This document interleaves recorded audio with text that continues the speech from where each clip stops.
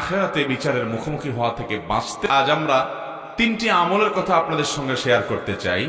মোহতারাম হাজরিন, আল্লাহর কাছে একজন ঈমানদারের দুনিয়াতে সবচেয়ে বড় চাওয়া হলো সুখে শান্তিতে দুনিয়ার জীবনটা পার করতে পারা, আর আখিরাতে আল্লাহর কাছে সবচেয়ে বড় চাওয়া হলো আল্লাহ তাআলা যেন আমাদের গুনাহগুলো মাফ করে আমাদেরকে পরিচ্ছন্ন করে দেন, মুক্ত করে দেন, আমরা যেন আখিরাতে নাজাত পেয়ে যাই, আল্লাহ যেন আমাদের মাফ করে জান্নাত দিয়ে দেন। এটা হলো আখিরাতে একজন ঈমানদারের সবচেয়ে বড় চাওয়া।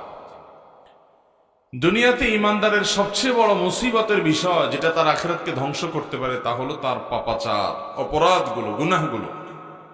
আমরা যে আল্লাহর নাফরমানি করি, আমরা যে আল্লাহর অবাধ্য হই, আল্লাহর নির্দেশগুলোকে লঙ্ঘন করি, আল্লাহর নিষেধাজ্ঞাগুলোকে অমান্য করি, এটার কারণে আমাদের আমল নামায় যে গুনাহ জমা হচ্ছে, আখিরাতে আমাদের সেই গুনাহগুলো হবে আমাদের সবচেয়ে বড় বিপদের কারণ।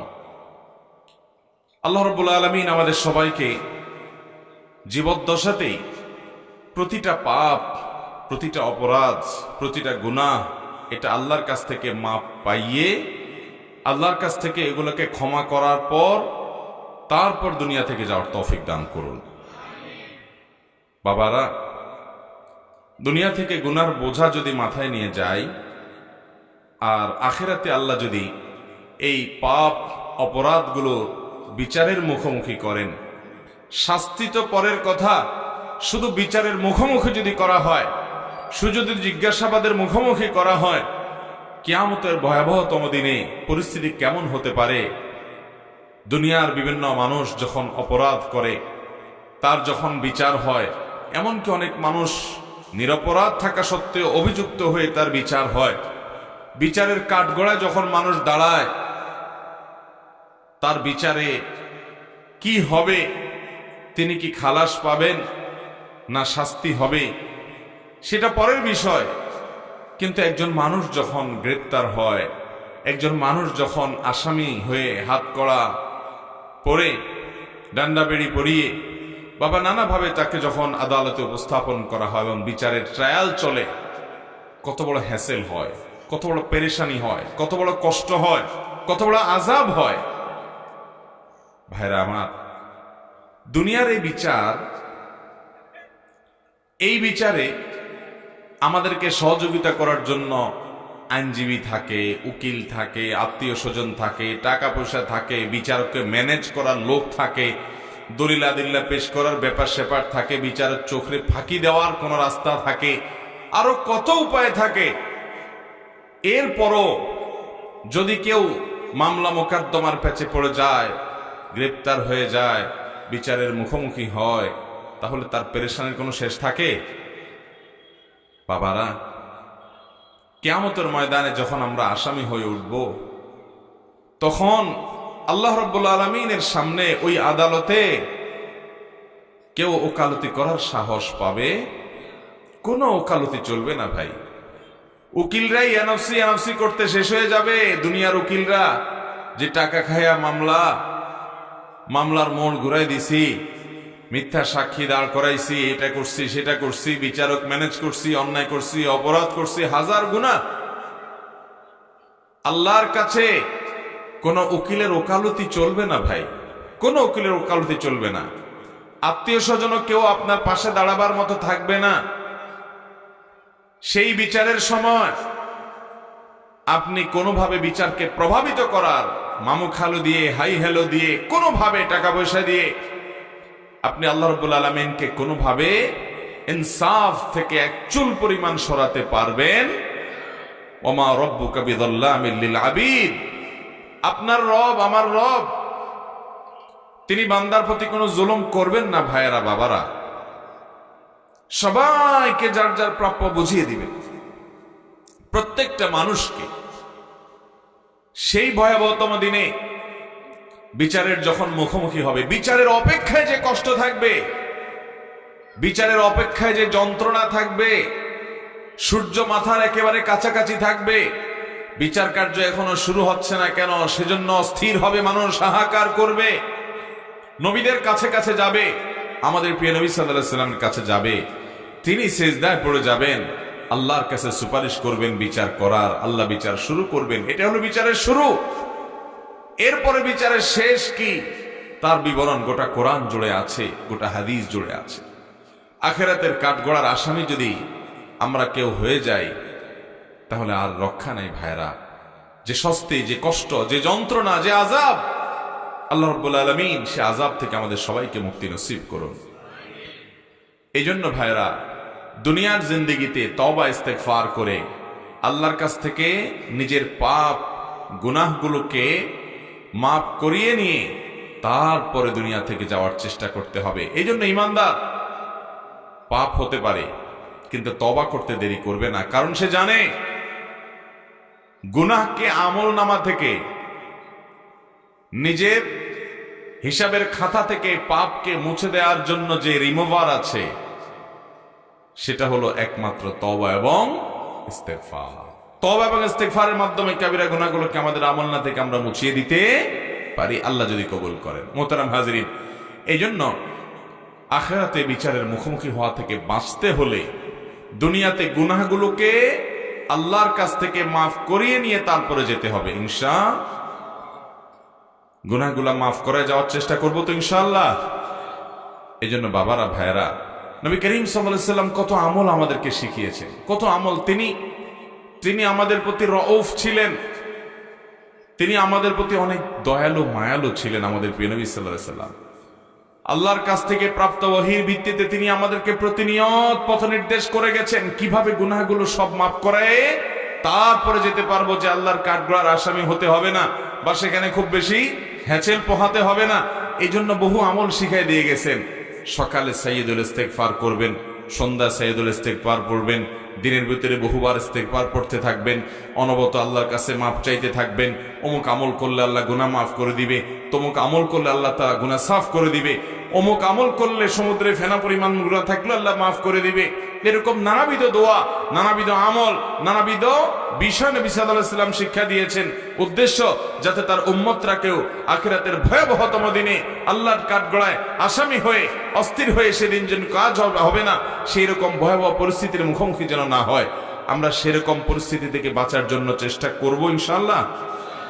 মুহতারাম হাজিরিন, সেজন্য আজ আমরা তিনটি আমলের কথা আপনাদের সঙ্গে শেয়ার করতে চাই, যে আমলগুলো একজন মানুষকে, মায়ের গর্ভ থেকে একটা শিশু যখন ভূমিষ্ঠ হয়, নবজাতক শিশুর যখন জন্ম হয়, এই শিশু যেরকম নিষ্পাপ, তার যেরকম কোনো আমলে খারাপ বলতে কিচ্ছু নাই, পুরো প্রোফাইল ক্লিন, পরিষ্কার।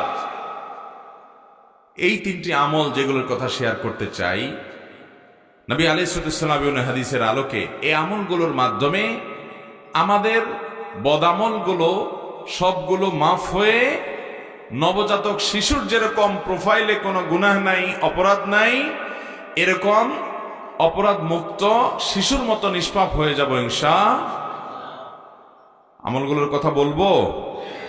মুহতারাম হাজিরিন, শিশুর মতো নিষ্পাপ হওয়ার মতো আমলগুলোর ভিতরে সর্বপ্রথম আমল, যে আমলের মাধ্যমে আপনি নবজাতক শিশুর মতো নিষ্পাপ হতে পারবেন, সে আমলটি হলো বিশেষ যে শর্ত শারায়াত আল্লাহ তাআলা হজের ব্যাপারে দিয়েছেন, সে সকল শর্তগুলোকে পূরণ করে আপনি যদি হজ করতে পারেন, তাহলে সহিহ মুসলিমের হাদিসের বর্ণনা অনুযায়ী আল্লাহ তাআলা এই ফজিলত আপনাকে দান করবেন। নবী আলাইহিস সালাম বলেছেন, মান হাজ্জা হাযাল বাইত ফালাম ইয়ারফুস ওয়ালাম ইয়াফসুক রাজাআ কায়াউমি ওয়ালাদাতহু উম্মুহ। যদি কেউ বাইতুল্লাহর হজ করে এবং বাইতুল্লাহর হজ করে হজ করতে গিয়ে কোনো প্রকার নারী গঠিত গুনাহ করে না, স্ত্রী সহবাস করে না, যৌনতা সংশ্লিষ্ট কোনো অপরাধে জড়ায় না, নিজেকে হেফাজত করে কন্ট্রোল করে এবং অন্য কোনো পাপ অপরাধ করে না হজের পুরো সময় জুড়ে, পুরো সফর জুড়ে, পুরো মৌসুম জুড়ে, হজের এই সময় হজ করতে গেছে, যৌনতা সংশ্লিষ্ট অপরাধ করে নাই, স্ত্রী সহবাস করে নাই, সেক্সুয়াল যে গুনাহ আছে সেগুলো থেকে বেঁচে থেকেছে, নিজেকে নিয়ন্ত্রণ করেছে, এবং যে কোনো অপরাধ এবং পাপাচার যেটা হজ করা অবস্থায় বিশেষভাবে নিষিদ্ধ, অন্য সময় তো নিষিদ্ধ আছেই, হজের সময় বিশেষভাবে নিষিদ্ধ, এরকম কোন গুনাহ থেকে সে নিজেকে বাঁচিয়ে রাখতে পেরেছে। এইভাবে যদি কেউ হজ করতে পারে, তাহলে সেই হাজী সাহেব হজ করে যখন ফিরে আসবে, তখন সে দুনিয়াতে, তার দেশে, তার মাটিতে যখন সে ফিরে আসবে মক্কা থেকে, তখন সে একটা নবজাতক শিশু মায়ের গর্ভ থেকে দুনিয়াতে যেরকম আসে ওইরকম নিষ্পাপ হয়ে সে বাড়িতে ফিরে যাবে। আল্লাহ রাব্বুল আলামিন সেরকম ফজিলতপূর্ণ একটা হজ আমাদের সবাইকে করার তৌফিক দান করুন। ভাইরা আমার, হজের জন্য আল্লাহর কাছে চোখের পানি ফেলে দোয়া করতে হয়, আল্লাহ তোমার ঘর না দেখায় আমাদের কাউকে নিও না, বারবার নিও আল্লাহ। দোয়া করবেন তো ইনশাআল্লাহ। এবং টাকা পয়সা জমাইতে শুরু করেন অল্প অল্প করে। আপনার 10, 20, 50 টাকা করে জমানোর সুযোগ আছে তো ওইটাই জমান। আল্লাহ তাআলা একদিন তৌফিক দিবেন। বহু মানুষ আছে পয়সাওয়ালা কিন্তু হজের তৌফিক হয় নাই। অনেক মানুষ আছে পয়সা কম কিন্তু আল্লাহ হজের তৌফিক দিয়েছেন। এই জন্য তৌফিক চাইতে হবে। এবং হজ করলেই হবে না, শুধু ওই যে হজের মধ্যে নিজের চোখের হেফাজত করতে হবে, জিনা থেকে বেঁচে থাকতে হবে, যৌনতা সংশ্লিষ্ট অপরাধ থেকে বেঁচে থাকতে হবে। বিশেষ করে হাদিস এবং আয়াতে যেটি বোঝানো হয়েছে যে যদি কেউ স্বামী স্ত্রী সহকারে যায় তাহলে নির্দিষ্ট যে সময়ে স্ত্রীর সাথে শারীরিক সম্পর্ক করা নিষিদ্ধ, সেখান থেকে বেঁচে থাকতে হবে। এক কথায় রফাস থেকে বেঁচে থাকবে এবং যে কোনো গুনাহ থেকে বেঁচে থাকবে, ফুসুক এবং ফাসিকি কাজ থেকে বেঁচে থাকবে। এইভাবে যদি হজ করতে পারে কেউ, তাহলে তার জন্য ফজিলত রয়েছে। আবার কোরআনে আল্লাহ তাআলা আরো একটা কথা বলেছেন, যে ব্যক্তি হজ করবে ফালা রাফাসা ওয়ালা ফুসুকা ওয়ালা জিদালা ফিল হজ, সে হজে গিয়ে রফাস ফুসুক তো করবেই না, যৌনতা বিষয়ে গুনাহ তো করবেই না, অন্য গুনাহ করবে না, আর ঝগড়াঝাটি করবে না। এগুলো থেকে বেঁচে থাকতে হবে। তো এইরকম হজ করে আসা এটা খুব সহজ কাজ না। অনেক কাজী সাহেবরা আছেন যে প্রথমটা থেকে বাঁচতে পারলেও দ্বিতীয়টা থেকে বাঁচতে পারেন না। কারণ ওখানে গিয়ে বসে বসে টেলিভিশনে নাটক চায়, সিনেমা চায়, টকশন নামে নানান হারাম জিনিস চোখে পড়ে। বাস, এই হাজী সাহেব ফজিলত পাবে না। অনেক হাজী সাহেব হজ করতে গিয়ে ঝগড়া ঝাঁটি, তর্ক বিতর্ক, গন্ডগোল, ফাসাদ, এটা সেটা পিছনে লেগে যায়, তারও এটা নসিব হওয়ার সম্ভাবনা কম। অতএব প্রথম আমল হলো এমন হজ, যেই হজে রফাস নাই, ফুসুক নাই, যৌনতা বিষয়ক অপরাধ নাই, গুনাহ নাই, অন্য কোন গুনাহ নাই। এরকম গুনাহ মুক্ত, রফাস মুক্ত, ফাসিকি মুক্ত হজ যদি কেউ করে ফিরে আসতে পারে, এই আমলের বিনিময়ে আল্লাহ তাআলা তাকে নিষ্পাপ শিশুর মতো করে দিবেন। তার গুনাহগুলো মাফ করে একেবারে মায়ের পেট থেকে যে শিশু ভূমিষ্ঠ হয়েছে তার মতো নিষ্পাপ আল্লাহ তাআলা করে দিবেন। অতএব আমরা এ হজ যেন আল্লাহ তাআলা আমাদেরকে করার তৌফিক দেয়, যারা করেছি বারবার যেন আল্লাহ তৌফিক দেন। এবং এইভাবে হজ্জে মাবরুর, যে হজ সম্পর্কে নবীজি সাল্লাল্লাহু আলাইহি সাল্লাম বলেছেন, আল হজ্জুল মাবরুর লাইসা লাহুল জাযা ইল্লাল জান্নাহ, মাবরুর হজের বিনিময় জান্নাত ছাড়া আর কিছু হতে পারে। আল্লাহ আমাদের সবাইকে সেরকম মাবরুর হজ করার তৌফিক দান করুন। নাম্বার 2, সহিহ মুসলিমের বর্ণনায় আমরা দ্বিতীয় আমলের কথা জানি, যে আমলের মাধ্যমে আল্লাহ রাব্বুল আলামিন আমাদেরকে একেবারে নবজাতক শিশুর মতো, ভূমিষ্ঠ হওয়া, সদ্য ভূমিষ্ঠ হওয়া শিশুর মতো নিষ্পাপ করে দিবেন। সে আমলটি সম্পর্কে নবী করিম সাল্লাল্লাহু আলাইহি সাল্লাম বলেছেন, মান তাওয়াদ্দা কামা আমারাল্লাহ, যে ব্যক্তি ওযু করবে সেভাবে যেমন ওযু করার নির্দেশ আল্লাহ করেছেন, যেভাবে আল্লাহ ওযু করতে নির্দেশ করেছেন সেইভাবে ওযু করবে, উল্টাপাল্টা নিয়মে না, মন মতো না, সুন্নাহর খেলাফ না, বরং আল্লাহর নির্দেশিত পদ্ধতি অনুযায়ী সঠিকভাবে যে ওযু করবে। ফাকামা ওয়া সাল্লা, এরপর দাঁড়াবে, দাঁড়িয়ে সালাত আদায় করবে, নামাজ পড়বে। ফাহামিদাল্লাহ ওয়া আথনা আলাইহি, এরপরে আল্লাহর প্রশংসা করেছে, আল্লাহর স্তুতি গুণগান করেছে, আল্লাহ অনেক নিয়ামত দিয়েছে সেগুলো স্বীকৃতি সে দিয়েছে। ওয়ামাজ্জাদা বিল্লাযী হুয়া লাহু আহল, আর আল্লাহর মর্যাদা বর্ণনা করেছে যেমনটি উপযুক্ত, আল্লাহর শানের স্বীকৃতি সে দিয়েছে। ওয়াফাররাগা লাহু কলবাহ, এবং এরপর তার অন্তরটাকে মুক্ত করেছে, শুধু আল্লাহকে অন্তরে স্থান দিয়ে দুনিয়ার মোহ, লোভ, লালসা, পাপের প্রতি আকর্ষণ, এগুলো থেকে অন্তরকে পরিচ্ছন্ন করে আল্লাহ রাব্বুল আলামিনকে অন্তরে স্থান দিয়েছে, অর্থাৎ আল্লাহর স্মরণকে অন্তরে স্থান দিয়েছে, আল্লাহর আনুগত্যকে অন্তরে বসিয়ে নিয়েছে। সালাতের পর আল্লাহর প্রশংসা করে এইভাবে যদি কেউ আল্লাহ রাব্বুল আলামিনের কাছে সারেন্ডার করে, অন্তরে আল্লাহকে স্মরণ করে, কারণ আকিমিস সালাতা লিযিকরি, আল্লাহ বলেছেন সালাত কায়েম করো আমার জিকিরের জন্য, এভাবে যদি কেউ করে তাহলে জিকির ওযুটা করবে যথাযথভাবে যেমন আল্লাহ নির্দেশ করেছেন, এরপরে দাঁড়িয়ে সালাত আদায় করবে সুন্দরভাবে, তারপর আল্লাহর প্রশংসা গুণকীর্তন, আল্লাহর মর্যাদার বর্ণনা, এরপর নিজের অন্তরটাকে আল্লাহর জন্য খালি করে আল্লাহর স্মরণ অন্তরে এনে যে ব্যক্তি মাশগুল হবে জিকিরে, নবী করিম সাল্লাল্লাহু আলাইহি সাল্লাম বলেছেন সহিহ মুসলিমের বর্ণনা অনুযায়ী এই ব্যক্তির এই কাজ করার পর তাকে আল্লাহ রাব্বুল আলামিন সদ্য ভূমিষ্ঠ হওয়া শিশুর মতো নিষ্পাপ করে দিবেন। আমলটা করার চেষ্টা করব তো ইনশাআল্লাহ। আমাদের তো আজকাল ওযুরও ঠিক ঠিকানা নাই, নামাজেরও ঠিক ঠিকানা নাই। কোন রকম নামাজটা যদি পড়তে পারি, সালামটা ফিরানো শেষ, মোবাইলের মোনাজাত শুরু, ঠিক না বেঠিক? সালাম ফিরানো শেষ, দুনিয়ার নানা ধান্দার ভিতরে চলে যাই, অথচ নামাজের পরে দোয়া জিকির আছে, আল্লাহর জিকির আছে, এগুলো পড়তে হয়, তাসবিহগুলো পড়তে হয়, দোয়াগুলো পড়তে হয় স্মরণের জন্য, কারণ নামাজের উদ্দেশ্যই হলো আল্লাহর স্মরণ। আর আমাদের নামাজের মধ্যে আল্লাহ ছাড়া আর সবকিছু স্মরণ হয়, ঠিক না বেঠিক? অতএব নামাজটাকে সুন্দর করার চেষ্টা করব তো ইনশাআল্লাহ। এই হাদিসে আপনি লক্ষ্য রাখবেন, ওযুর ব্যাপারে নবী সাল্লাল্লাহু আলাইহি ওয়াসাল্লাম বলেছেন যে ব্যক্তি আল্লাহ যেভাবে নির্দেশ করেছেন সেভাবে ওযু করে, খেয়াল করেন। তাহলে ওযুর মধ্যে বোঝা গেছে কি আছে? ভেজাল। ওযু নিয়ে খুব একটা আলোচনা হয় না, আমরা নামাজ নিয়ে অনেক কথা কম বেশি শুনি, কিন্তু ওযু নিয়ে কথা শুনি না, যে ওযুর মধ্যে আবার ভেজাল কি। আমরা মনে করি হাত ধুইলাম, মুখ ধুইলাম, কুলি করলাম, নাকে পানি দিলাম, মাথা মাসা করলাম, পাও দিলাম, ওযু হয়ে গেল, ঠিক আছে। তো এখানে আবার ঝামেলার জায়গাটা কোথায়? ইউটিউবে আমাদের একটা ভিডিও আছে বেশ 40-50 মিনিটের, ওযুতে যে ভুলগুলো হয়তো আপনিও করেন, ওইটা শুনে নিতে পারেন।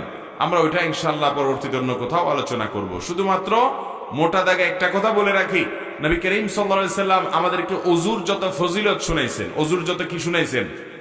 ফজিলত, যে ওযুর লাভ মর্যাদা শুনাইছেন, তার সবগুলো হাদিসেই আমরা একটা শব্দ দেখি, সেটা হলো ইসবাগুল ওযু। নবী করিম সাল্লাল্লাহু আলাইহি সাল্লাম বলেছেন আসবিগুল ওযু, আয় আকমিলু, তোমরা ওযুকে পরিপূর্ণভাবে করো, সুন্দরভাবে করো, ঠিকঠাক ভাবে করো। ওযুর ইসবাগ করতে বলা হয়েছে, অর্থাৎ ওযুকে ভালোভাবে করতে বলা হয়েছে। এখন আমি যদি ওযু আবার ভালোভাবে ছাড়া মন্দভাবে কিভাবে করে এটা যদি বিবরণ দিতে যাই, লম্বা সময় চলে যাবে। আমি যদি একটা ছোট্ট উপমা দেই, ওযুতে যে পরিমাণ পানি অপচয়, আমরা টেপে যখন ওযু করি যে পরিমাণ পানি অপচয় করি, শুধু এটার হিসাব দিলেই কিয়ামতের ময়দানে যদি এটা হিসাব দেওয়া লাগে, তাহলে আর কিছু লাগবে না ধরা খাওয়ার জন্য। টেপ ছেড়ে যে পরিমাণ পানি ব্যবহার করেন ওযুতে, বড় একটা বালতি রেখে ধরে দেখেন তো কি পরিমাণ পানি হয়। বিশাল এক বালতি দেখা যাবে চলে গেছে একবার ওযু করতে গিয়ে। এই গত উমরার সফরে মদিনাতে একটা মিউজিয়ামে যাওয়ার সুযোগ আমার হয়েছে। সেখানে নবী করিম সাল্লাল্লাহু আলাইহি সাল্লাম যে পাত্রে ওযু করতেন, যে পাত্র দিয়ে গোসল করতেন, ওই রকম পাত্র, হুবহু ওই পাত্র না, ওই পাত্রটা সে যুগের সে পাত্রের সাইজ কি ছিল ওইটা জাদুঘরে রাখা আছে। আমি মোবাইলে ছবিও তুলে নিয়ে আসছি এবং দেখে আমি চিন্তা করলাম সুবহানাল্লাহ, এরকম একটা পাত্র দিয়ে যদি আজকাল আমাদের কাউকে ওযু করতে দেয়া হয়, বলবে আমার সাথে কি আর কি করতেছেন, এটা দিয়ে কেমনে ওযু করব? অথচ এতটুকু পানি দিয়ে তার ওযু হয়ে যেত। মুহতারাম হাজিরিন, ওযুর ভুল নিয়ে আমরা ভিন্ন একদিন আলোচনা করব, কিন্তু এই হাদিসের ভাষ্য খেয়াল করেন, মান তাওয়াদ্দা কামা আমারাহুল্লাহ কামা আমারাল্লাহ, আল্লাহ তাআলা যেভাবে নির্দেশ করেছেন সেভাবে যে ওযু করে, তাহলে ওযুতে অনেক উল্টাপাল্টা আমাদের হয়। ওযুতে মেসওয়াক করতে হয়, ওযুর একটা গুরুত্বপূর্ণ আমল হলো ওযুতে কি করতে হয়? মেসওয়াক করতে হয়। এটা ওযুর একটা গুরুত্বপূর্ণ সুন্নাহ। যাদের পকেটে মেসওয়াক আছে একটু বাইর করে দেখান তো দেখি, বাইর করেন দেখি। যারা মুসলমান মায়ের পুত বাপের পুত আছেন, মাশাআল্লাহ, এক বাপের পুত পাওয়া গেছে। হ্যাঁ, আর বাকি সব কি মায়ের পুত নাকি? কিরে ভাই, মাশাআল্লাহ, আরেকজন পাওয়া গেছে। আর আছেন ভাই? মেসওয়াক না কলম? এটা মেসওয়াক নেই, ঠিক আছে। আরেকজন আছে, আরো একজন আছে, খুব অল্প কয়েকজন মানুষ আছেন। বাকিদের কি অবস্থা? আপনারা ওযু করেন না? ওযু করেননি না? বিনা ওযুতে নামাজ পড়েন? তাহলে মেসওয়াক নাই কেন? মুসলমানের পকেটে মেসওয়াক থাকতে হবে কি হবে না? ভাইরা আমার বাসায় সবসময় মেসওয়াক ফ্রিজে রাখা থাকে বাচ্চাদের জন্য, যে কোনো অবস্থাতে মেসওয়াক যাতে মিস না হয়, সব সময়। আল্লাহ রাব্বুল আলামিন সুন্দরভাবে, তাহলে মেসওয়াক কেন থাকতে হবে? কারণ ওযু করতে হবে। আল্লাহ তাআলা আমাদেরকে সুন্দরভাবে ওযু করার তৌফিক দান করুন। তাহলে দ্বিতীয় যে আমলটা, আল্লাহ রাব্বুল আলামিন যে আমলের বিনিময়ে আমাদেরকে সদ্য ভূমিষ্ঠ হওয়া শিশুর মতো নিষ্পাপ করে দিবেন, সমস্ত গুনাহ মাফ করে, সে আমলটা হলো উত্তম রূপে ওযু হবে, এরপর দাঁড়িয়ে নামাজ হবে, আল্লাহর প্রশংসা গুণকীর্তন হবে, আল্লাহর মর্যাদার বর্ণনা হবে, স্বীকারোক্তি দেওয়া হবে। এরপর আল্লাহর জন্য অন্তরটাকে ফারেক করবেন, অন্তরে দুনিয়া সব বের করে দিয়ে শুধু আল্লাহর স্মরণ, আল্লাহর জিকির অন্তরে রাখবেন। ভাইরা আমার, আজকে স্মার্টফোন, এই মোবাইল ফোন আমাদেরকে আল্লাহর জিকির থেকে গাফেল করে দিয়েছে। আমাদের এখন আল্লাহর কথা মনে আসে না, আল্লাহর কথা জিকির করার, স্মরণ করার টাইমও নেই, কারণ অবসর সময়গুলো সব মোবাইলে নিয়ে গেছে। এমনকি টয়লেটে ঢুকে বসে থাকি, তখন আল্লাহর জিকিরও মুখে করা যায় না, ওই টাইমটাও শয়তান দখল করে ফেলছে মোবাইল দিয়ে। ঠিক না ভাই? ঠিক। তাহলে উত্তম রূপে ওযু, এটা অনেক ফজিলতপূর্ণ আমল। এরপর এইভাবে আপনি সালাত আদায় করে আল্লাহর প্রশংসা ইত্যাদি করলে ইনশাআল্লাহ আমলের মাধ্যমে সদ্য ভূমিষ্ঠ হওয়া শিশুর মতো নিষ্পাপ হওয়া যাবে ইনশাআল্লাহ। নাম্বার 3, মুসনাদে আহমদে বর্ণিত হয়েছে, নবী করিম সাল্লাল্লাহু আলাইহি ওয়াসাল্লাম বলেছেন, আল্লাহ রাব্বুল আলামিন হাদিসে কুদসিতে বলেন, ইযা বতালাইতু আবদান মিন ইবাদি মুমিনান, আমি যখন আমার কোন ঈমানদার বান্দাকে পরীক্ষায় ফেলাই, বিপদে ফেলাই, আল্লাহ বলছেন আমি যখন আমার কোন ঈমানদার বান্দাকে বিপদে ফেলি, সেই বিপদে পড়ার পর হাহুতাশ, অস্থির, গালমন্দ, ভাঙচুর এসব না করে বিপদে পড়েছে, সে এরপরে কি করে? ফাহামিদানি, সে আমার প্রশংসা করে, ওয়াসবারা আলা মা আবতালাইত,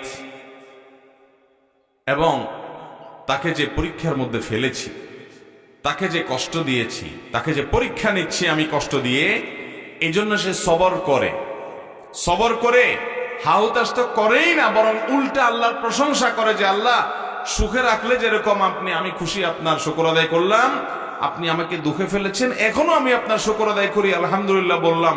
এইরকম যদি কোনো ইমানদার, স্ট্রং মজবুত ইমানওয়ালা, হিম্মতওয়ালা ইমানদার যদি করতে পারে, বলতে পারে, ফাইন্নাহু ইয়াকুমু মিন মাদজাহি যালিক, এইরকম অবস্থান যদি কেউ নিতে পারে যে বিপদে সে ভেঙে পড়ে না, বরং আল্লাহর উপরে সন্তুষ্ট থাকে যে আমার আল্লাহ যে হালে রেখেছেন আমি সে হালের উপরে খুশি, আলহামদুলিল্লাহ বলে মেনে নেয়, এই কাজটা করতে পারলে এই লোকটা যখন উঠে, তখন আল্লাহ রাব্বুল আলামিন তার এই সবরের বিনিময়ে তাকে সদ্য ভূমিষ্ঠ হওয়া শিশুর মতো নিষ্পাপ করে দেন। বিপদ আপদ আমাদের জীবনে আসে নাকি আসে না? সবার জীবনেই কম বেশি, কিন্তু কয়জন আছেন বলেন তো একটা বিপদ আসার পরে হাসি মুখে আল্লাহ শুকর আদায় করছেন? কাজটা কিন্তু খুব সহজ কাজ না, কাজটা অনেক। এই ওয়াজ আপনাকে করতে দিলে আপনি হয়তো আমার চেয়ে তারা ভালোও পারেন বা কিছু বলতে পারবেন, কিন্তু যখন বিপদে আমরা পড়ে যাব তখন আমল করতে পারলাম কিনা সেটাই হলো বড় প্রশ্নের বিষয়। আল্লাহ আমাদের সবাইকে সেরকম সবরকারী হওয়ার তৌফিক দান করুন। নামাজি মুসলমান পাবেন, রোজাদার মুসলমান পাবেন, দাড়িয়ালা মুসলমান পাবেন, কিন্তু সবরকারী মুসলমান খুব বেশি পাবেন না। হুলস্থুল, বিশেষ করে বিপদ আপদে ভেঙে পড়ে অনেকে তো আল্লাহর প্রতি নিরাশ হয়ে আল্লাহর প্রতি এমন কথা বলে যে কুফরি কালাম হয়ে যায়, ইমান থেকে খারিজ হয়ে যায়। মনে রাখবেন, আপনার যে কোনো বিপদ, যে কোনো আপনার জীবনের কষ্ট, এই সবগুলো আল্লাহ তাআলা দেখছেন কি দেখছেন না? আল্লাহর নিয়ন্ত্রণের বাইরে কি কিছু আছে? আল্লাহর নিয়ন্ত্রণের বাইরে কিছু আছে? কিচ্ছু নেই। অতএব আল্লাহ রাব্বুল আলামিনের কাছে নিজেকে সারেন্ডার করতে হবে, সঁপে দিতে হবে, সমর্পণ করতে হবে, তার সামনে নিজেকে উপস্থাপন করতে হবে। বিপদে আবার হাসবেন কিভাবে? আচ্ছা, বিপদে আবার আল্লাহর প্রশংসা করবেন কিভাবে? ধরুন আল্লাহ তাআলা আপনাকে একটা বিপদে ফেলেছেন কি? আপনি কোথাও যাচ্ছেন, রোড অ্যাক্সিডেন্টে আপনার একটা ছেলে দুনিয়া থেকেই চলে গেল। আপনারা কয়েকজন ছিলেন পরিবারের সদস্য, অন্য সবাই বেঁচে আছে, একজন দুনিয়া থেকে চলে গেছেন, বাকি যারা এক দুজন আছেন তাদের কেউ হাত ভাঙছে, কারো পা ভাঙছে, কেউ হয়তো পুরো ভালো আছে, কিছু হয় নাই। এখন কথা হলো যে বিপদ হলে আবার আল্লাহর প্রশংসা কিভাবে করব? আমার ছেলে মারা গেছে, আমি বলবো আল্লাহ আপনার শুকর, এটা কেমনে সম্ভব? এটার উত্তর হলো, আপনি দেখবেন আল্লাহ রাব্বুল আলামিন আপনাকে যে বিপদে ফেলেছেন, এই বিপদটা ইচ্ছেতে আরো অনেক বড় হতে পারত। আপনার সবগুলো ছেলে শেষ হয়ে যেতে পারত, আপনার আরেকটা ছেলে মারা যেতে পারত, আপনি নিজে মারা যেত, আপনার পরিবার বিপদে পড়তে পারত, হতে পারত কি পারত না? তো আল্লাহ রাব্বুল আলামিন আপনার জন্য যেটুকু নেয়ামত রেখেছেন ওইটুকুর দিকে তাকে ইমানদার যখন আলহামদুলিল্লাহ বলবে, ওই বিপদে সবরের বিনিময়ে আল্লাহ তাআলা তাকে নবজাতক সদ্য ভূমিষ্ঠ হওয়া শিশুর মতো নিষ্পাপ করে দিবেন, জান্নাত দান করবেন ইনশাআল্লাহ। বিপদে সবর করা সহজ কাজ নয়, এ বিষয়ে ওয়াজ করা সহজ। আল্লাহ আমাকে সবরকারী হওয়ার তৌফিক দান করুন, আপনাদেরকেও দান করুন। মুহতারাম হাজরিন, as-sabru জাযাউহু আল জান্নাহ, সবরের বিনিময়টাই হলো জান্নাত। আল্লাহ কোরআনে বলেছেন, ইন্নামা ইউওয়াফাস সাবিরুন আজরাহুম বিগাইরি হিসাব। যারা ধৈর্যশীল হবে, নিজেকে নিয়ন্ত্রণ করতে পারবে, এদের বিনিময়ে আল্লাহ তাআলা কোনো যোগ বিয়োগ করে দিবেন না। আল্লাহর কাছ থেকে যোগ বিয়োগ করে পায়ে জান্নাত পাওয়া বড় কঠিন। বিনা হিসাবে যদি জান্নাতে চান, বিনা হিসাবে যদি আল্লাহর কাছ থেকে সওয়াব পেতে চান, তাহলে আপনার জীবনের প্রতিটি পদক্ষেপে যত কঠিন সময় আসুক, পাহাড়ের মতো অটল হয়ে থেকে আপনাকে সবর করতে হবে, ধৈর্য ধারণ করতে হবে, নিজেকে নিয়ন্ত্রণ করতে হবে। মাথা গরম করে অঘটন ঘটানো যাবে না, গালিগালাজ করা যাবে না, নিজেকে শেষ করা যাবে না, কুফরি কালাম করা যাবে না, আল্লাহর প্রতি অনাস্থা প্রকাশ করা যাবে না, নিরাশ হওয়া যাবে না। সবর এখতিয়ার করতে হবে। আস-সবরু জামিল, সবর অনেক সুন্দর জিনিস। আল্লাহ আমাদের সবাইকে সে সবরের দৌলত দান করুন। বিপদে সবর করব তো ইনশাআল্লাহ। ভাইরা আমার একটা বিপদ হয়েছে। এই বিপদটা আমার জীবনের নেয়ামত হতে পারে কি পারে না, পারে কি পারে না, এরকম বহু ঘটনা আমাদের সামনে আসে না নাই? অনেক বিপদ আছে, আমরা দেখি বিপদ, অথচ এটা উপর দিয়ে দেখতে বিপদ হলে কি হবে, এর পিছনে নেয়ামত আছে। আমরা যদি সবর করে বলতে পারি, আল্লাহ আমি নিজের জন্য চাইছিলাম এই চাকরিটা হোক, কিন্তু আপনি দিলেন না, আমি বুঝলাম আমার ফয়সালা আপনার পক্ষ থেকে, আমি নিজের জন্য এটা ভালো মনে করছি, আপনি আমার জন্য ভালো মনে করেন নাই। মনে রাখবেন, আপনি নিজের জন্য যেটাকে ভালো মনে করছেন, আপনার রব তিনি যেটা নির্বাচন করবেন আপনার জন্য, সেটা আপনার মনে করার চাইতে আরো বেশি ভালো হবে। বুঝে আসুক আর না আসুক। একটা ঘটনা আমি এবছর চুনতি মাহফিলে বলেছিলাম, এর আগে বিভিন্ন জায়গা হয়তো বলেছি। মক্কায় একবার আমার এক পরিচিত ভাই, ওনার জীবনে একটা বড় বিপদ আসলো। বিপদ কি? বিপদ হলো, ভদ্রলোক হোটেলের ব্যবসা করে, আবাসিক হোটেলের ব্যবসা করে, আমার পরিচিত। আমি সৌদি আরবে থাকাকালীন সময় মক্কা আসলে ওনার হোটেলে অনেক সময় থাকতাম। তো সে ভাই, উনি হঠাৎ করে দেখি মন টন খারাপ। কিরে ভাই মন খারাপ কেন? বলে, হুজুর মন খারাপ, দেশে চলে যাব। অনেক বছর ছিলাম সৌদি আরব মক্কা শরীফে, আল্লাহর ঘরের পাশে হাজিদের খেদমত করছি বহুত, কিন্তু এখন চলে যেতে হবে দেশে। কেন, কি সমস্যাটা কি? বলে, ভাই একটা হোটেল, আমি এই যে হোটেলটা আমি থাকি, আপনি জানেন এই হোটেলটা আমি মালিকের কাছ থেকে সারা বছরের জন্য ভাড়া নিয়ে নেই। সম্ভবত 1 মিলিয়ন রিয়ালের কথা তিনি বলেছেন, যে 1 মিলিয়ন রিয়াল দিয়ে এটা আমি সারা বছরের জন্য ভাড়া নিয়ে নেই। এরপরে 12 মাস আমি হাজিদেরকে রাখি, এখান থেকে প্রফিট করি, আমার সংসার চলে। আলহামদুলিল্লাহ, আল্লাহ আমাকে সুখে শান্তি রাখছে। এখন হঠাৎ করে আমারই আরেক বাংলাদেশি ভাই, সে হিংসা করে হোক আর যাই হোক, আমার যে মালিক এই হোটেলের কফিল, তার কাছে যায় ফুসলায় ফাসলায় বলতেছে, এই বিল্ডিং তুমি তারে 1 মিলিয়ন দিছো, আমি 12 লাখ দেব। সে 10 লাখ দেয়, আমি 12 লাখ রিয়াল দেব, আমার দিয়ে দাও। তো সৌদি বেচারা 2 লাখ রিয়াল বেশি পাইছে, বলে ঠিক আছে সামনের বছর তোমার আর বিল্ডিং দেবো না, আমি আরেকজনকে দিয়ে দিছি অলরেডি 12 লাখে, এই বছর শেষ করি, তোমার শেষ। বেচারা বলে, একই হোটেল, অনেক দিন পর্যন্ত এই হোটেলে ছিলাম, এখন এটা আমার হাতছাড়া হয়ে গেল। যেই লোক 12 লাখ দিয়ে নিয়েছে, সে ব্যবসা করা কঠিন হবে, কারণ ব্যবসায় না হাগার মতো নাই। 10 লাখ উঠাইতে আমার কষ্ট হয়, সে কেমনি 12 লাখ করবে? তাও হিংসা করে করছে। এই যে আমার পেটে লাথিটা মারলো, হোটেলটা হাতছাড়া হয়ে গেল, এত বছর একটা হোটেলে ছিলাম, এখন হোটেলটা ছেড়ে দিতে হলো। এই জন্য হুজুর মনে দুঃখ, চলে যাবো, দেশে থাকবে না। উনি দেশে চলে আসছে, শেষ পর্যন্ত একসাথে চলে আসছে। ঠিক আছে, সে আর হোটেলে ব্যবসা মক্কা করবে না। মনের দুঃখে এত বড় একটা আঘাত, এত বছরের উপার্জনের জিনিসটা তার মুখ থেকে ছিনাই নিয়ে গেছে। আমারও খুব খারাপ লাগলো, দোয়া করলাম আল্লাহ আপনাকে সবরের তৌফিক দান করুক। দেখেন দেখেন সবরে কি হয়। এই ভদ্রলোক দেশে চলে আসছে, আসার কিছুদিন পরেই শুরু হয়ে গেল করোনা। কি শুরু হয়েছে? এবার হোটেলের কি হয়েছে? আর সৌদি আরবে বাসা ভাড়া, হোটেল ভাড়া, এগুলো অগ্রিম দিতে হয়। আগে টাকা অগ্রিম সব দিয়ে দিবেন, এরপরে আপনি ভাড়া পাবেন। তো টাকা তো সব সৌদি মালিককে দিয়ে দিচ্ছে 12 লক্ষ রিয়াল। টাকা দেওয়ার কিছুদিন পরেই শুরু হয়ে গেছে কি, এবং করোনা লাস্টিং করছে কত বছর? 2-2.5 বছর। এই 2-2.5 বছর মক্কা বন্ধ, উমরা বন্ধ, হজ হায় হায় তাহলে বেচারার হোটেলও 2 পয়সাও ইনকাম। এবার আমি ওই ভাইকে বললাম, ওনার নাম টিপু ভাই, বললাম টিপু ভাই, আল্লাহ যে আপনার এত বড় এহসান আপনার উপরে করলো, আর ও আপনারে খুঁটা দিতে চাইছে, গর্ত করছে, গর্তে অরে ফেলাইছে। আপনি যদি 12 লাখ টাকা দিয়ে ভাড়া, 12 লাখ রিয়াল দিয়ে যদি ভাড়া নিতেন হোটেল, তাতে 12 লাখ রিয়াল তো পুরোটাই চলে গেছে। আল্লাহ তাআলা আপনি গর্তে পড়তে নিছেন, 2 মাস পরে 1 মাস পরে করোনা আসবে, আল্লাহ ধাক্কা দিয়ে আপনারা বাংলাদেশ পাঠাইয়া 1 মিলিয়ন রিয়াল বাঁচাই দিছে। ভদ্রলোক চোখের পানি ফেলে দিলেন। ওই যে ভাই ব্যক্তিগত ভাবে আপনি চিনেন টিপু ভাই রে? ও ভাই চিনে, বলে মাশাআল্লাহ, সাক্ষীও আছে। আমার জুমা মসজিদে একবার এই ঘটনা বলার পর অদ্ভুত ব্যাপার, ওনার সাথে, উনি আমার মসজিদে কোনোদিন আসে নাই। ওই দিন জুমার সময় আমি ঘটনা বলছি, ঘটনা পরে আয়সা দিকে আমার সামনে খাড়া নামাজের পরে, বলে আমি উপরে দোতলা বসে শুনছি আপনি আমার গল্প বলছেন। ভাইরা আমার, এরকম এক ভাইয়ের কথা বলেছি, এরকম শত শত হাজার হাজার মানুষ আমরা আমাদের মধ্যেও আছি, আমরা নিজেরা ফিল করি না। আল্লাহ যদি কোনো বিপদ দেয়, আমি দেখতেছি আমার ক্ষতি, এই ক্ষতির পেছনে আমার কোনো কল্যাণ থাকতে পারে কি পারে না? দুনিয়াতে যদি কোনো কল্যাণ নাও থাকে, আর বিনিময় যদি আল্লাহ কিয়ামত দিন ডাইকা বলে, বান্দা তোরে এতগুলা বিপদ দিছিলাম, তুই অধৈর্য হস নাই, সবর করছস, বিনিময় আজ যা তোরে জান্নাতটা দিয়ে দিলাম। লস প্রজেক্ট না লাভের প্রজেক্ট? ইমানদারের লস হবে। অতএব সবর করবো তো ইনশাআল্লাহ। গালিগালাজ করবেন, রাগ হলে, বিপদ হলে গালিগালাজ করবেন, আসার ফিসার করবেন, আল্লাহর প্রতি অধৈর্য হবেন, সবর করবেন তো ইনশাআল্লাহ। বিপদ হয়েছে বোর গোষ্ঠী উদ্ধার করবেন, গায়ে হাত তুলবেন, সবর করবেন তো ইনশাআল্লাহ। সবর করলে ভাই আল্লাহ রাব্বুল আলামিন অফুরন্ত সওয়াব দিবেন বিনা হিসাবে।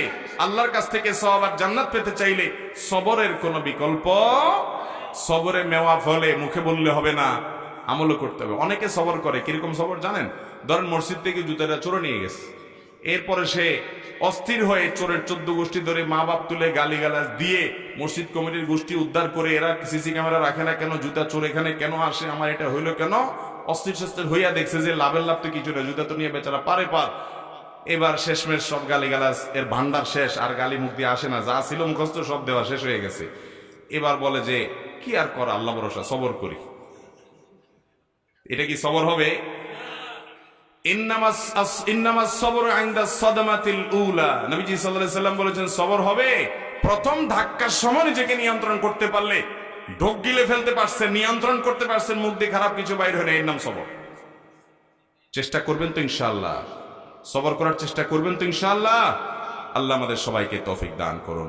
আবারও বলি, সদ্য ভূমিষ্ঠ হওয়া শিশুর মতো নিষ্পাপ হয়ে যাওয়ার জন্য এমন একটা হজ জীবনে যদি করার তৌফিক হয় ভাই, যে হজে রাফাস নেই, যে হজে ফুসুক নেই, যে হজে যৌনতা সংশ্লিষ্ট গুনাহ নেই, এবং যে হজে কোনো অন্য সাধারণ পাপাচার নাই। অনেক দেশে মেয়েরা আসে, চোখের গুনাহ, জেনা, ব্যভিচার, বিশেষ করে মনের জেনা, চোখের জেনা, এগুলো করার সুযোগ তৈরি হয়, এবং অনেকে অবসর সময়ে গীবত, শেকায়েত, আড্ডা, এটা সেটা করে হজ নষ্ট করে, ঝগড়াঝাটি করে। এগুলো থেকে যদি মুক্ত রেখে হজ করতে পারেন, সেই হজ, এটা হলো প্রথম আমল, যেটা আপনাকে সদ্য ভূমিষ্ঠ হওয়া শিশুর মতো আল্লাহর কাছ থেকে মাপ পাইয়ে দিতে সহজ হবে, সহযোগিতা কর্মীর মাধ্যমে আপনি পাবেন। দ্বিতীয়ত হলো ওই যে উত্তম রূপে ওযু করে, দাঁড়িয়ে নামাজ পড়ে, আল্লাহর প্রশংসা করে, গুণকীর্তন করে, মর্যাদার বর্ণনা করে, আল্লাহর জন্য অন্তরটাকে ফারেক করলেন, খালি করলেন, আল্লাহর জিকির এবং স্মরণ করলেন, আল্লাহর সাথে মুনাজাত, আল্লাহর সাথে মনে মনে কথোপকথন করলেন, আল্লাহর দিকে রুজু হলেন, মনোনিবেশ করলেন। এর মাধ্যমে আল্লাহ তাআলা সদ্য ভূমিষ্ঠ হওয়া শিশুর মতো নিষ্পাপ করবেন। আর তৃতীয়ত হলো, আল্লাহ কোনো বিপদ দিয়েছেন, বিপদে আপনি অস্থির না হয়ে বরং উল্টা বলতেছেন, আল্লাহ আপনি সুখ দিয়েছেন, তখন আপনার প্রশংসা করেছি, আপনি আমাকে দেন নাই, আমি তাও আপনার শুকর আদায় করি, আলহামদুলিল্লাহ, আমি তখনও বলছি। দুঃখে আলহামদুলিল্লাহ বলা সোজা কথা না ভাই, চুপচাপ থাকা এটা মোটামুটি যায়, কিন্তু চুপচাপ শুধু না, আল্লাহ দিছে দুঃখ, আমি বলতেছি আল্লাহ আলহামদুলিল্লাহ, শুকর, আমি খুশি, আল্লাহ আমার কোনো দুঃখ নাই, আপনি আমার জন্য যা নির্বাচন করেছেন, আমার নিজের নির্বাচনের চাইতে আপনার নির্বাচন নিশ্চয়ই অনেক বেশি আমার জন্য ফলপ্রসূ, উপকারী হবে, আমি মেনে নিলাম। শুধু তাই নয়, আমি আপনার এই না দেওয়ার কারণে, এই বিপদের কারণে উল্টা বরং আপনার প্রশংসা জ্ঞাপন করছি, এটা অনেক বড় একটা ব্যাপার। এই রকম সবর করতে পারলে আল্লাহ তাআলা সদ্য ভূমিষ্ঠ হওয়া শিশুর মতো নিষ্পাপ করে দেবেন ইনশাআল্লাহ। এর মানে আবার এটা বুঝিয়েন না যে তাহলে তো চুরি, ডাকাতি, 2 নম্বর, এই 3 চুরি, গম চুরি যা করছি, গীবত, শেকায়েত, কবিরা গুনাহ যা করছি, ওই যে সুন্দর করে উজু করে একদিন 2 রাকাত নামাজ পড়লাম, এরপরে এভাবে আল্লাহর দিকে মনোনিবেশ করলাম, সব ভ্যানিশ হয়ে গেল, আবার 6 মাস পরে একবার করলাম, সব ভ্যানিশ হয়ে গেল, এইভাবে প্রসেস করে করে আমি জান্নাতে চললাম লাভ দিয়া। এটা আবার মনে করিয়েন না। কারণ বান্দার হক যদি নষ্ট করেন, ওইটার জন্য মানুষের হক আগে আদায় করতে হবে, এরপরে আল্লাহর কাছ থেকে মাপ পাওয়ার জন্য অন্যান্য আমলগুলো করতে হবে। কথা কি বুঝাতে পারছি? মানুষের হক মেরে থাকলে সেটার প্রায়শ্চিত্ত করার জন্য আপনার সাধারণ কোনো আমল নয়, বরং সেটা ওই ব্যক্তিটা পরিশোধ করে তারপরে এবার আল্লাহর কাছে আপনি মাপও চাইবেন, এসব আমলও করবেন।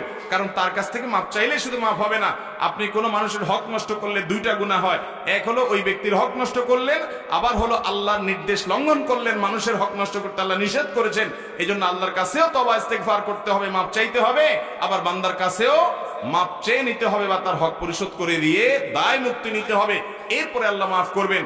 আর যদি কোনো কবিরা গুনাহ, বিশেষ করে শিরক করে থাকেন, বড় কোনো কবিরা গুনাহ করে থাকেন, তাহলে সেক্ষেত্রে সেটার জন্য আল্লাহর কাছে ইস্তেগফার করবেন, ক্ষমা প্রার্থনা করবেন, পাশাপাশি এই সমস্ত আমলগুলো করবেন। এরকম বহুবিধ প্রচেষ্টা যখন থাকবে ভাইরা আমার, ওই যে শুরুতে বলেছি, কিয়ামতের ময়দানে আল্লাহর কাঠগড়ায় আসামি হিসেবে দাঁড়াতে হবে না। পাপাচার যেগুলো করেছি না করেছি আমরা, সেগুলোকে পরিচ্ছন্ন করে আল্লাহর কাছ থেকে এগুলোকে নিষ্পত্তি করিয়ে নিয়ে তারপরে আল্লাহর সঙ্গে সাক্ষাৎ করার চেষ্টা করব ইনশাআল্লাহ। আল্লাহ তাআলা আমাকে, আপনাকে, আমাদের সবাইকে দুনিয়া থেকে যাওয়ার আগে, বাবারা ভাইয়েরা, কখন নাকের ডগা থেকে নিঃশ্বাস বন্ধ হয়ে যায় জানি না।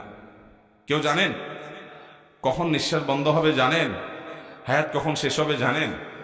তাহলে সর্ব অবস্থায় নিজের প্রোফাইলটাকে, সর্ব অবস্থায় নিজের আমল নামাটাকে গুনাহমুক্ত করার জন্য ইস্তেগফার, তওবা, এই যে 3টা আমলের কথা বললাম, এই সমস্ত আমল, অন্যান্য গুনাহ মাফ, মুকাফফিরাতুজ যুনুব যেগুলো আছে, গুনাহ মাফের যে আমল আছে, সে আমলগুলো বেশি বেশি করে, ঘন ঘন করে, সকাল বিকাল সাইয়্যিদুল ইস্তিগফার পড়ে, রাতে সাইয়্যিদুল ইস্তিগফার পড়ে, সারাদিন ঘন ঘন ইস্তিগফার করে, আমলগুলো করে, একের পর একটু পর পর নিজের প্রোফাইলটাকে আপডেট করে, পরিচ্ছন্ন করে আল্লাহর কাছে যাব, যাতে কোনো পাপের বোঝা মাথায় নিয়ে কিয়ামতে দাঁড়াতে না হয়।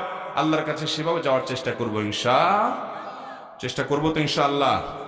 গুনাহ করব না, আর তওবা ছাড়বো না। ইস্তেগফার, তওবা অনবরত করব, গুনাহ থেকে 1000 মাইল দূরে থাকবো। এই সমস্ত আমল, এর কথা শুনে কেউ যেন এই বিভ্রান্তিতে না পড়েন, তাহলে তো আমল এগুলো আছেই। অতএব ঠান্ডা মাথায় আকাম কুকাম করতে থাকি, গুনাহ টুনা করতে থাকি, এই যে এই পদ্ধতিতে আমল করলে আমার আল্লাহ মাফ করে দিবে। ভাইরা আমার, এটা ভুল পদ্ধতি। কারণ আল্লাহ তাআলা আপনার এই আমলগুলো কবুল করে সেটাকে উপযুক্ততা সেই লেভেলে নিয়ে আপনাকে মাফ করে দিবেন, এবং সেটা আপনি লাভ করবেন সে নিশ্চয়তা আপনার তো নয়, আপনি চেষ্টা করতে পারেন। তাছাড়া আপনার গুনাহ মাফের রাস্তা আছে দেখে ঠান্ডা মাথায় আপনি গুনাহ করবেন, এটা রীতিমতো আল্লাহ রাব্বুল আলামিনের সঙ্গে বিদ্রোহ করার মতো, অভদ্রতার শামিল, অসৌজন্যতার শামিল। কারোর হাতে কাটা গেলে, পায়ে কাটা গেলে সে কোনো মলম দিলে ভালো হয়ে যায়, এই জন্য ঠান্ডা মাথায় ছুরি চাকু দিয়ে কেউ কাটে না, কেটে গেলে তখন মলম লাগাই দেয়। ভাইরা আমার, গুনাহ মাফের জন্য আল্লাহর কাছে ইস্তিগফার করার রাস্তা আছে, সেটা মাথায় রেখে ঠান্ডা মাথায় কোনো বুদ্ধিমান মানুষ গুনাহ করতে পারে না। ইস্তিগফারের যে তৌফিক হবে আপনি কিভাবে জানলেন? আর সেটা কবুলও হয়ে যাবে সেভাবে করতে পারবেন, সেটাই বা কিভাবে নিশ্চিত হলেন? এই জন্য জ্ঞাতসারে আমরা আল্লাহর অবাধ্যতার পথে পা বাড়াবো, চেষ্টা করবো তো বেঁচে থাকার। আল্লাহ আমাকে, আপনাকে, আমাদের সবাইকে মৃত্যুবরণ করার আগে, দুনিয়া থেকে যাওয়ার আগে পরিপূর্ণভাবে নিজেদের গুনাহগুলোকে আল্লাহর কাছ থেকে মুক্ত করে যাওয়ার তৌফিক দান করুন। আল্লাহর কাছ থেকে এগুলোর মাপ নিয়ে পরিচ্ছন্ন করে সদ্য ভূমিষ্ঠ হওয়া শিশুর মতো নিষ্পাপ হয়ে আমাদের সবাইকে আল্লাহ তাআলা তারপর দুনিয়া থেকে যাওয়ার তৌফিক দান করুন।